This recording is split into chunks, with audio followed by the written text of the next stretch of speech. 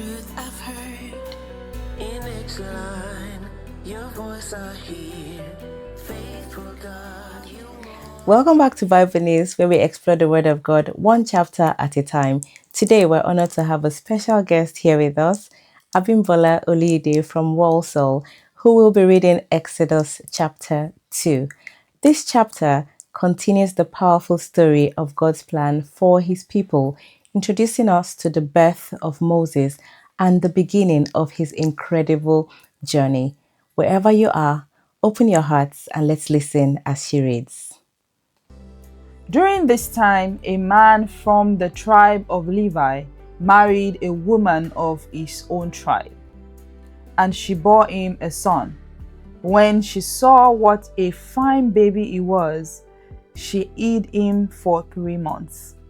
But when she could not hide him any longer, she took a basket made of reeds and covered it with tar to make it watertight. She put the baby in it and then placed it in the tall grass at the edge of the river. The baby's sister stood some distance away to see what would happen to him. The king's daughter came down to the river to bathe, while her servants walked along the bank. Suddenly, she noticed the basket in the tall grass and sent a slave woman to get it. The princess opened it and saw a baby boy. He was crying and she felt sorry for him. "This is one of the Hebrew babies," she said. Then his sister asked her, "Shall I go and call a Hebrew woman to act as a wet nurse?" "Please do," she answered. So the girl went and brought the baby's own mother. The princess told the woman, "Take this baby and nurse him for me, and I will pay you." So she took the baby and nursed him. Later, when the child was old enough, she took him to the king's daughter, who adopted him as her own son. She said to herself, "I pulled him out of the water, and so I named him Moses." When Moses had grown up, he went out to visit his people, the Hebrews, and he saw how they were forced to do hard labor. He even saw an Egyptian kill a Hebrew, one of Moses' own people. Moses looked around, and when he saw that no one was watching, he killed the Egyptian and hid his body in the sand. The next day, he went back and saw 2 Hebrew men fighting.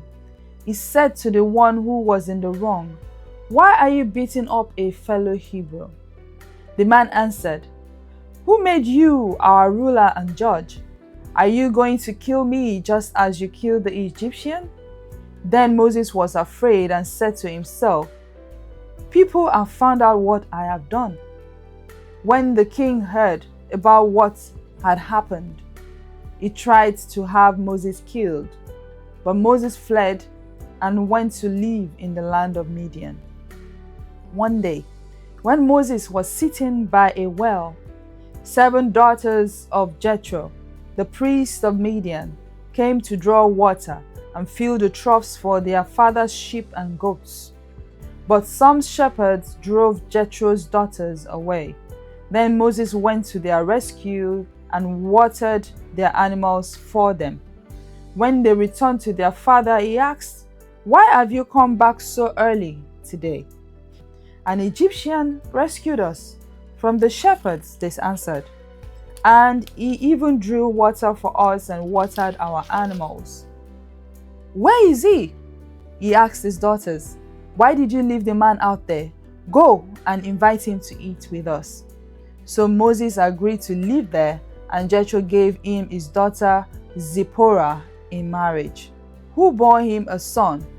Moses said to himself, "I am a foreigner in this land," and so I named him Gershom. Years later, the king of Egypt died, but the Israelites were still groaning under their slavery and cried out for help. Their cry went up to God. who heard their groaning and remembered his covenant with Abraham, Isaac, and Jacob.